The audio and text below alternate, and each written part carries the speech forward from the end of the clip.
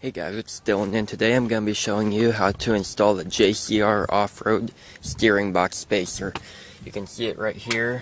I was going to put it on, but I decided to make a video for it. And my dog over here, I don't know why she's barking. Anyway, I haven't done a real video of like a walk around of my Jeep yet. So I just installed my 4.5-inch lift. It had a 3-inch lift on it before, which is what you guys saw in the walk around video I did earlier. So yeah, there's nothing too special about it. Bunch of dents and scratches, but I'm gonna work on getting them out. Anyway, let's get to the video. So when I got my Jeep, it came with a big box of just random parts and bolts and stuff. So I found this in here. I wasn't sure what it was at first, actually. So I found like a little note card, or a little business card from JCR Off-Road, along with the parts. So I looked it up and found out it was the steering box spacer. So it's a lot better than the stock one. This is like solid steel. I think these are the bolts that came with it. I'm not completely sure, but if not, I'll bring them out.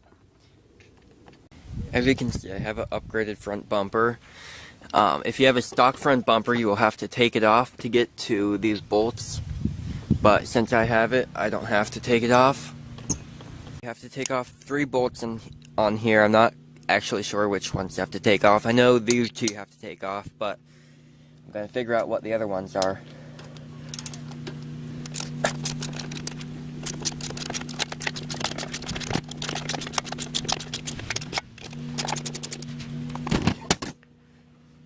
Okay, you can see, I'm not sure if you can see, but right here and right here where the bolts stick through, and that's where they're connecting from. So these don't have nuts on them.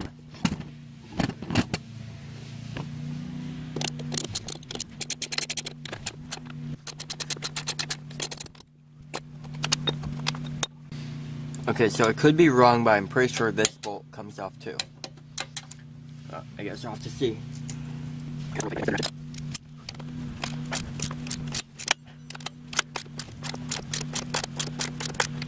Okay, so right here, I'm pretty sure I have to take this one off.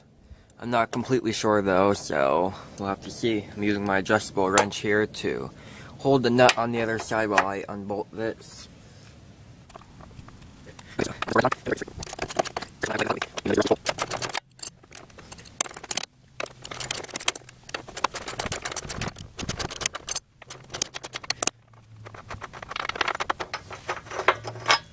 That comes right out. This already has a grade 8 bolt, you can see. So I think that, okay, yes, that's all that I need to do to get this steering box unbolted. Okay, now I'm going to turn on the ignition so my steering box is unlocked. This is the first time in a long time where I have not had a check engine light. So now I'm going to try to move the steering box out of the way.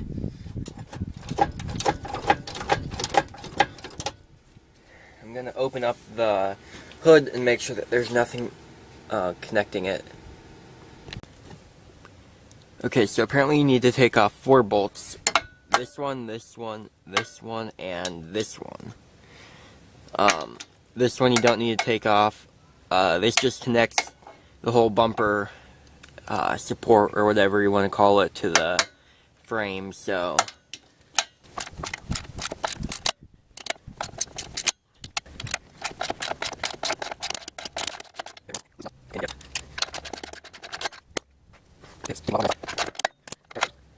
there's the last bolt.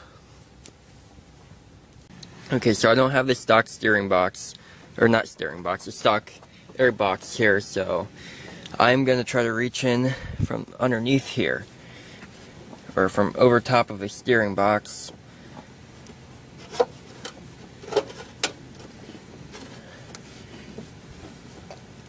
to pull this up.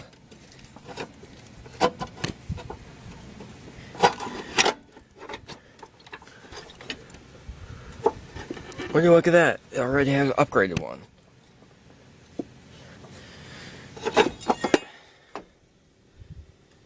So apparently it already has an upgraded one. I'm not sure what company makes this, but or why I have two of them. But actually I have no idea why I have two of them. I'm just gonna reinstall this one because it's the same process as this, and I'll probably sell this to make a little money back. Okay, so I have a power steering leak now apparently. It'll focus.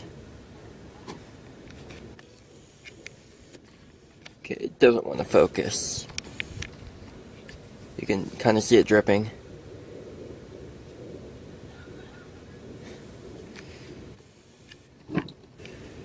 From right there. So next you'll want to get the steering box. You can grab the pitman arm and pull it out of the way. It might put up a little bit of a fight, but you can put, if you use your muscles, you can move it over. So then you want to grab your support, slide it up in there. I can't really do this with one hand while holding the camera, so I'm going to put the camera down while I slide this into place. Once it's pretty much in place,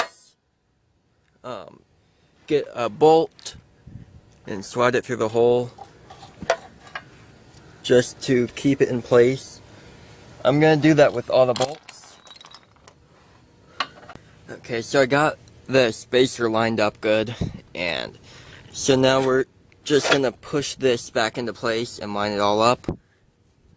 Again, I'm going to take the camera away for doing this part because it's kind of in the way. Okay, it's the next day now. I'm trying to fix my parking brake lever, but it ended up not really working out, and I ended up breaking this, so it's kind of just thrown in there for now. But anyway, I didn't finish up the video, so let me put up my hood real quick. It's raining today. But up under here, all you need to do was bolt in this bolt, that bolt, and that bolt. And once you do that and tighten it all down, then it should be good to go. You can see, you can't really see it up there, but it's in there and it's pretty strong. It's a lot stronger than the stock ones. I've seen the stock ones before and they are really weak. I haven't seen it personally on this Jeep since. It apparently already had an upgraded one, but yeah, that's it for this video. If you liked it, remember to like and subscribe, and thanks for watching. Bye.